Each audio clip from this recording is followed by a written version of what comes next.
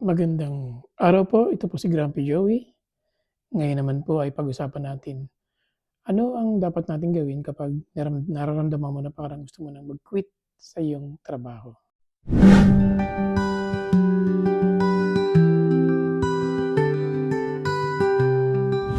Bago ko po sagutin 'yan, bibigyan ko muna kayo ng isang illustration. Kasi nangyari din sa akin 'yan noon sa unang work ko sa Pilipinas. So, nag-work po ako sa isang company for 23 years. So, imagine that 'no, 23 years. So, nung unang mga taon maganda po yung policy ng company, maganda yung pamamalakad, na-enjoy ko siya kaya ako nag-stay dun ng 23 years. Magandang suweldo at saka mabubuti yung mga leaders. So, dumating po yung time na namatay yung parang chairman namin at unti-unting nagbago yung policy, naging, kakaiba sa madalit salita. So, nung time na yun, eh, naging manager na po ako parang meron silang pinapagawa sa amin na hindi tama. Kasi ako yung nag-o-order ng supply from the suppliers. Tapos dumating yung time na parang kinokontrol nila yung budget. So meaning, dumating yung time na hindi ko na kayang bayaran yung mga suppliers na ino-orderan ko. So itong mga suppliers na 'to, yung iba kaibigan ko na, kakwentuhan ko na, parang gano'n. So dumating parang na-feel ko na parang mali yata yung sistema ng company, na dapat bayaran yung supplier on time, ng tama, para magkaroon kami ng relationship sa supplier, bigyan kami ng quality na supply at consistent supply. Pero ang nangyari, hindi namin sila nababayaran at ako yung nagpa-front doon sa ordering tsaka sa paying. Sa madalit salita, indirectly parang sinasabihan kami na, "Okey, umorder kayo pero huwag kayong magbayad," which is mali, 'di po ba? So, dumating yung time na nakokonsensya na ako. Parang, "Ay, ayoko na 'tong gawin dahil mali po ito, hindi ito biblical." So, ang ginawa ko, siyempre nag-pray ako kay Lord, "Lord, ano bang dapat kong gawin kasi parang mali na 'tong pinapagawa nila sa'kin." So, ang leading sa akin ni Lord no'n is, "Joey, sabihin mo yung totoo, sabihin mo kung ano yung gusto mo na tama."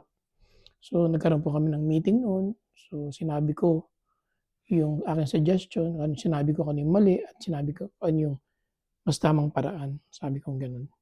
Pero, imbes na i-take nila positively yung aking suggestion, parang napasama pa ako. Kasi hindi nila na-gets yung aking suggestion. Hindi nila gustong gawin yung tama, sa madalit salita. So, fast forward, ah, dumating talaga yung time na ayaw ko na. Sabi ko, "Lord, suko na ako, gusto ko na mag-quit sa work na 'to. Bigyan mo na akong leading, saan ako lilipat na company at ano yung sunod kong career." So, ayun lang ang ginawa ko, patuloy po ako nag-pray. Pero at the same time, nagre-relax din po ako no'n, babakasyon ako, sa day off ko nagpapahinga ako para hindi ako ma-burnout, hindi ako ma-stress out, parang gano'n. So, naghintay ako hanggang sa dumating nga yung parang 5 taon pa rin yung hinintay ko no'n bago makita ko yung leading ni Lord. So, nung after 5 years nagkaroon po ako ng opportunity na makapunta ng Canada. Dito kami nag-migrate ng family ko at do'n ako nakahanap ng work. So, yung timing ng Panginoon dito yung pinakaimportante.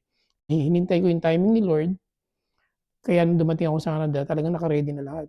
Natanggap ako agad sa isang work na halos related sa trabaho ko. Kumbaga nabakante na yung posisyon na yun nung dumating ako. Kumbaga lahat parang parang feeling ko talagang sinet ni Lord yung timing, yung time, para hindi ako yung tipong mawalan ng work in between. So, ang maipapayo ko rito sa inyo is kapag dumating sa inyo yung feeling na yun, ah, 'wag po kayo basta-basta magde-decide na mag-quit. Kasi hindi lang po kayo apektado nun, pati ang iyong pamilya apektado, financially, emotionally. So, ang importante number one, prayer. Mag-pray, i-search mo yung kalooban ni Lord, tanungin mo siya, "Lord, ano bang gusto niyong gawin ko?" At based on my own experience, sasagutin kayo ni Lord, sasabihin niya sa inyo yung kalooban niya. Dapat lang kayong maging sensitive dito. Pangalawa, kung kinakailangan magbakasyon kayo o mag-rest kayo, gawin niyo kasi baka naman minsan nabu-burnout na talaga kayo o sobrang stress. Biblical din po ang pagpapahinga. Sabi sa Bible, "On the 6 days you shall labor and on the 7th day you shall rest." 'Yan. So, May isa pang maipapayo ko sa inyo is hintayin niyo lang yung kalooban ng Lord. Huwag niyong pilitin na, "Lord, gusto ko lumipat sa company na 'to." Huwag niyong pilitin yun. Hintayin niyo lang yung kalooban niya. I-lead niya kayo, magiging malinaw yung kalooban niya sa inyo. Sigurado ako na yung lilipatan niyong company, mas maganda dun sa luma ninyong company. Base sa sarili kong experience, mas maganda yung napuntahan ko. Hindi naman ito perfect at saka ito pa palang gusto kong sabihin ko sa inyo, huwag kayong mag-e-expect na may perfect na company, wala po. Laging merong naninirang tao, laging merong naiinggit, laging merong nagsumisip-sip sa boss. Tandaan niyo, there is no such thing as perfect company, okey? So, wala pong perpekto. Pero 'pag dinala kayo ni Lord sa lugar na yun, sa company na yun, dapat niyong ibigay yung best ninyo dahil tandaan niyo ang work is also a ministry. Parang merong gustong ipagawa sa inyo si Lord doon sa lugar na yun. Hindi man ito perpekto, pero para sa inyo, sa sitwasyon ninyo, ito po ay perfect para sa inyo. So, yun lamang po. Sana meron po kayong natutunan at muli marami pong salamat.